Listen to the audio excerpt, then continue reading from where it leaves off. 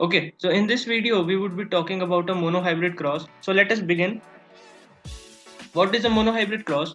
So the study of inheritance of a single pair of contrasting character is done with the help of a monohybrid cross. In a monohybrid cross, the male and female plants are crossed to produce subsequent progenies of offsprings.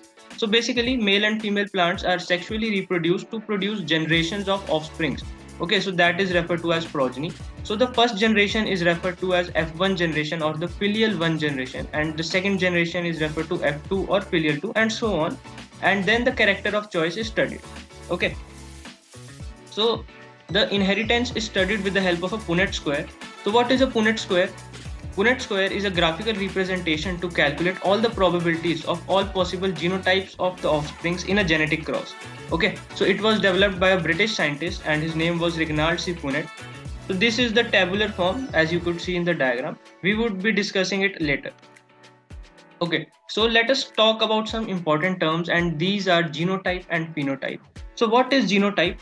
Genotype is the genetic composition of an organism. As we all know, we all are made up of cells, and each cell of our body has chromosomes.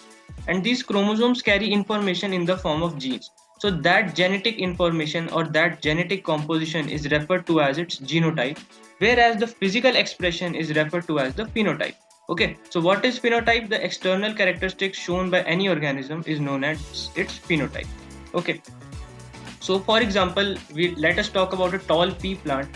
So it is basically tall. So its external characteristic is that it is tall. So its phenotype would be tall, but its genotype would be TT. It would carry two pairs of genes of tallness. Okay, let us come back to the main topic, which is a monohybrid cross. So let us study the monohybrid cross between a tall plant, which is represented as capital T, and a dwarf plant, which is represented as small t and small t. Okay, so we all know that we are made up of chromosomes, and chromosomes occur in pair in the human body. For example, like this, let us talk about these two pairs. If we talk about this plant would be tall. Why? Because it has both the pair of genes of tallness. So in its chromosome, it would have both the pair of genes as of tallness.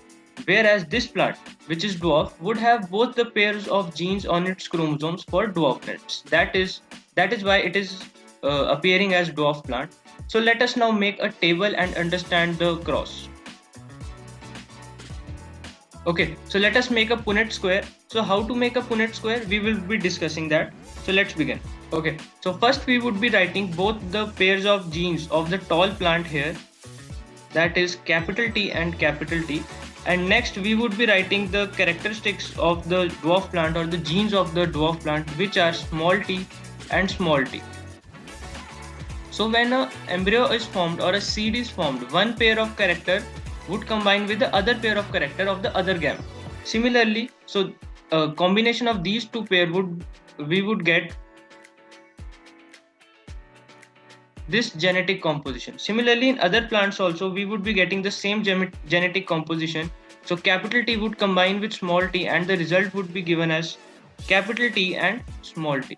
Similarly, for the lower side also, we would be combining this capital T or this gene of one gamete with the another gene of second gamete. So that would become capital T and small t. Similarly, for the last part also, the capital T would combine with the small t of the dwarf plant, and the genetic composition of all the plants would be capital T, small t, capital T, small t. Okay, so now we know that the F1 generation,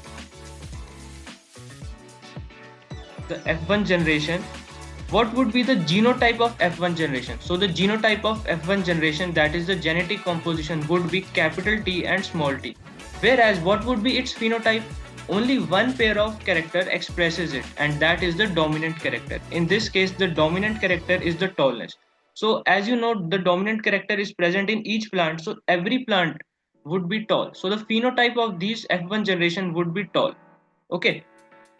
Okay, so as we have discussed, the parents would be tall and dwarf, and all the first generation plants or the F1 generation would be tall, and their genetic composition would be capital T and small t. Okay, so let us move on to the next part, which is basically the F2 generation. So what is F2 generation? F2 generation are the offspring of the F1 generation. So what were the genetic composition of F1 generation? So the genetic composition of the F1 generation was capital T and small t. As we all remember, we have already discussed that the genetic composition of the F1 generation is capital T and small t. So where would this F2 generation come from? So basically when two plants of the F1 generation would cross, the result would be the F2 generation. So let us discuss the genetic compositions and the phenotypic ratio of the F2 generation in the table. So this is the table. So what we have to do is we have to calculate the phenotypic and genotypic ratios of the F2 generation. So let us begin. So both the plants are capital T and small t, and the second plant is also capital T and small t.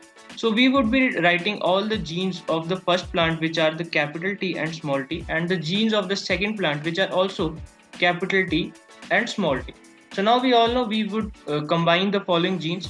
So capital T and capital T, these two would combine to give us capital T and capital T. Similarly, these two would combine to give capital T and small t. These two would also combine to give us capital T and small t, whereas these two would combine to give us small t and small t. So what we have discussed here, so this plant would be tall because both the genes are present of tallness.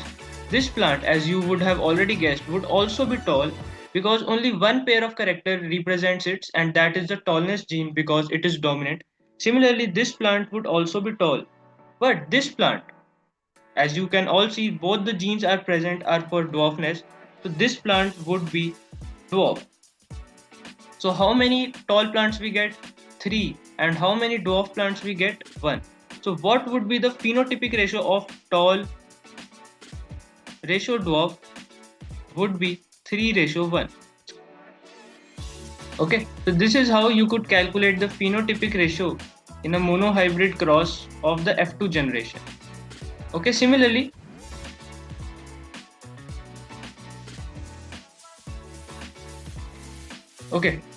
we could also calculate the genotypic ratio. So we are seeing here 3 different types of genotypes, that is the capital T, capital T, small t, and the last, the small t and small t. So how many plants are of capital T and capital T genotype? So only one. Only this plant is of capital T and small t genotype. So 1. But 2 plants are present for the genotype capital T and small t, which is this plant and this plant. So 2 plants of the genotype capital T and small t, and the last small t, also 1 plant is present. So this is the genotypic ratio of the F2 generation in a monohybrid cross. So what is the genotypic ratio? 1:2:1. Okay, so let us now talk about the summary, what we have learned in this video. Firstly, we have discussed about a monohybrid cross in which only one pair of character is considered. We have also took an example. So what was that example? So first were the parents, which were one parent was tall and the other parent was dwarf. So one parent was tall and the other parent was dwarf, and these are parents. These produced their first generation, which is the F1 generation, and each one of them had the genotype capital T and small t, and these all were tall because of the presence of one dominant character, which is the tallness, and these are the F1 generation. Similarly, when these F1 generation were self-crossed or self-reproduced, the F2 generation was produced, which had the genotype of capital T and capital T also, capital T and small t also, and small t and small t also. So these two genotypes were tall, whereas one of them was dwarf. So this was the summary of the monohybrid cross, which we have discussed in this video. Okay, so this was all. Thank you. We would be discussing dihybrid cross in the next video, so stay tuned up. Thank you.